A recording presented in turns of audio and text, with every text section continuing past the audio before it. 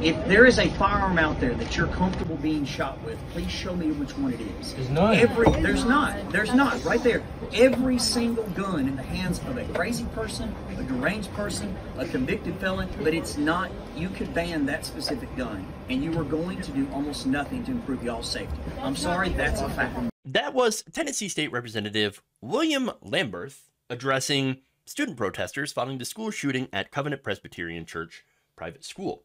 So that's a school that was connected to the church.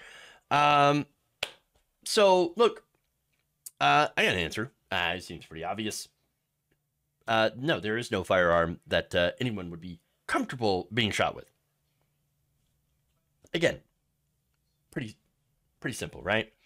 But I gotta ask, what kind of way is that to address school kids who are only asking to not be murdered while in class?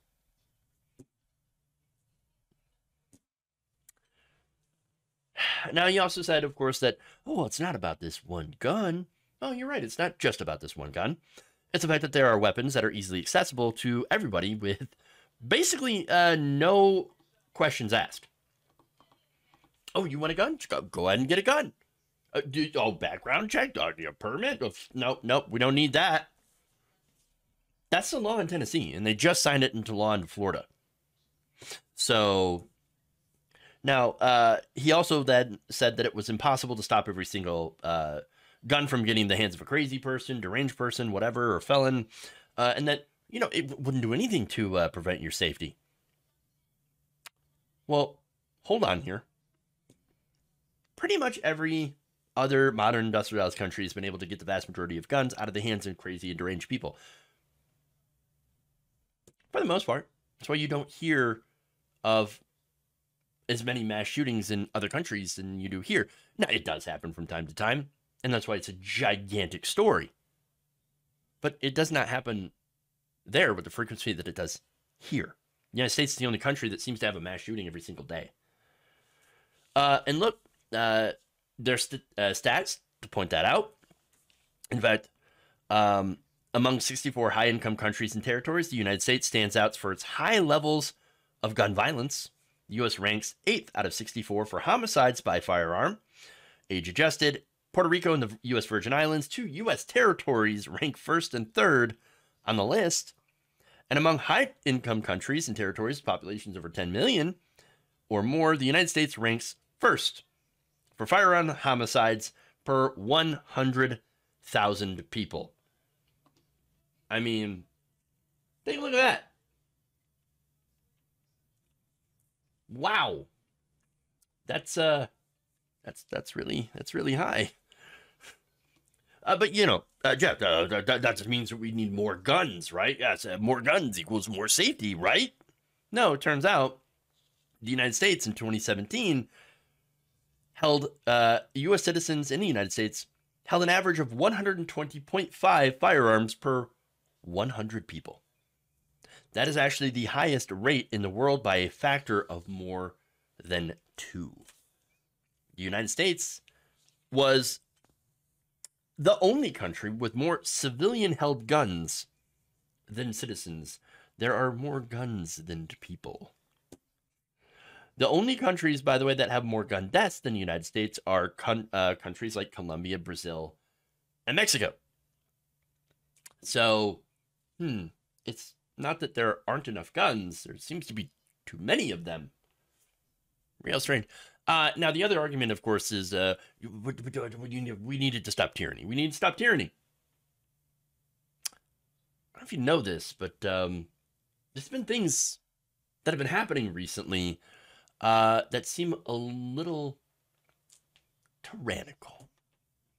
Being able to, for example, murder American citizens overseas with no due process, the suspension of habeas corpus, limiting the free speech, actually limiting free speech, police state surveillance, the NSA spying and taking all of our metadata.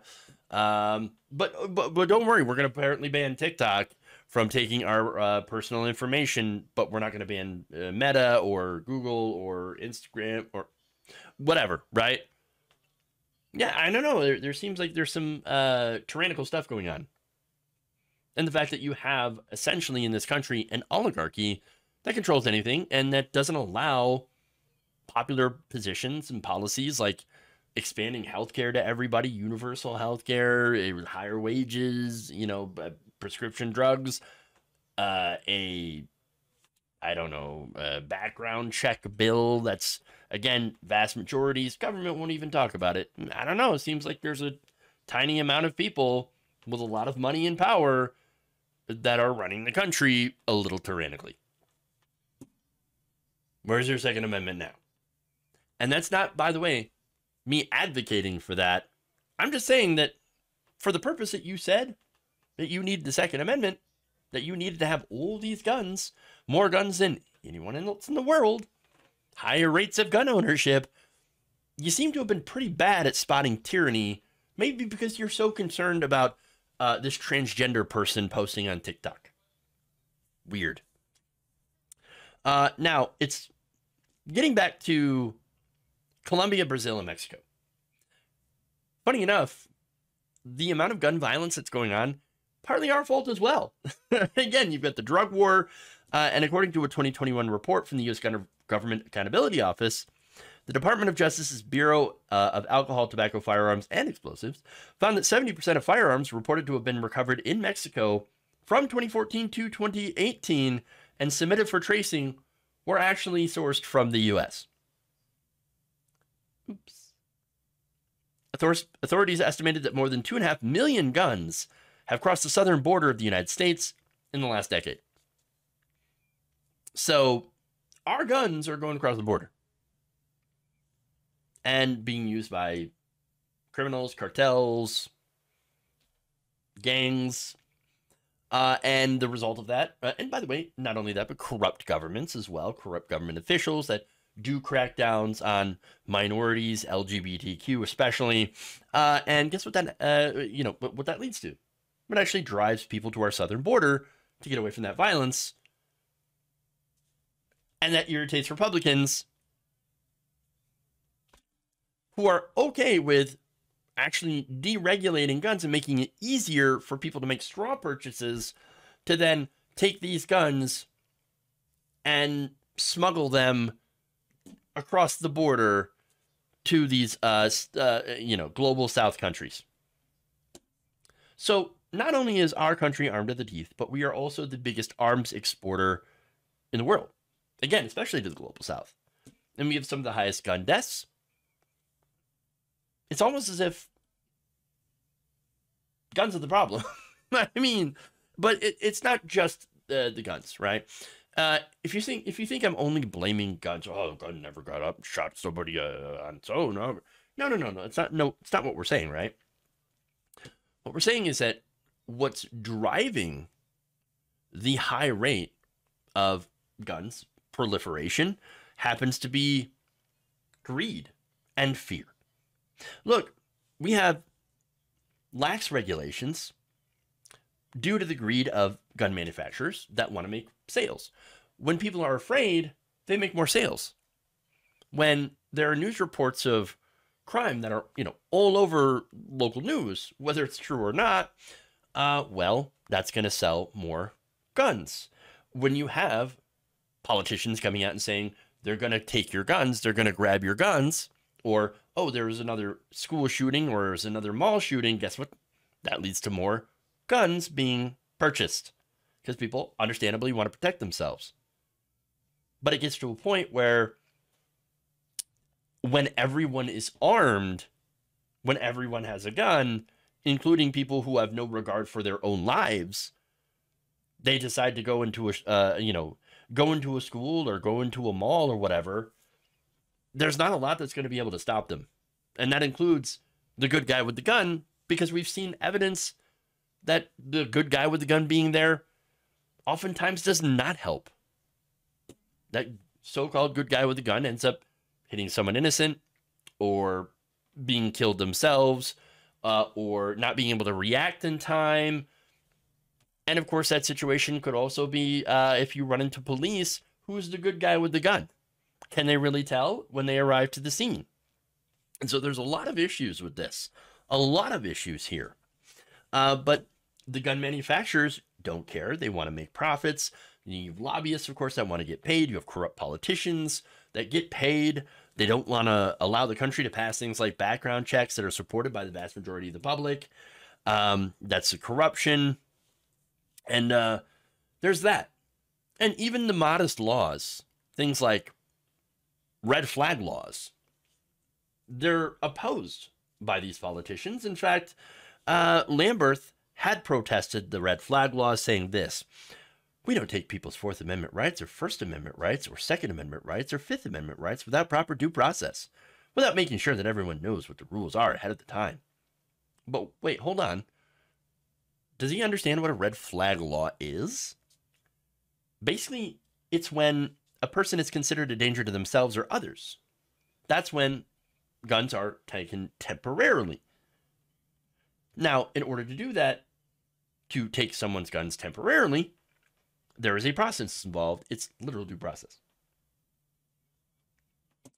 So look, when that happens, that is a temporary gun restraining order, essentially. People who have had their firearms removed can go and appear to court to give their side.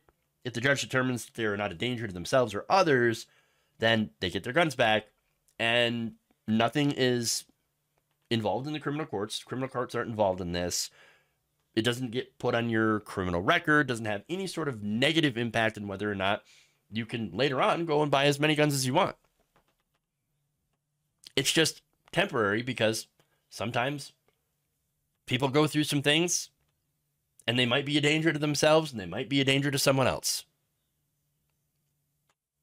You're not having your Second Amendment rights taken from you because you're immediately getting everything back when you're in a better headspace.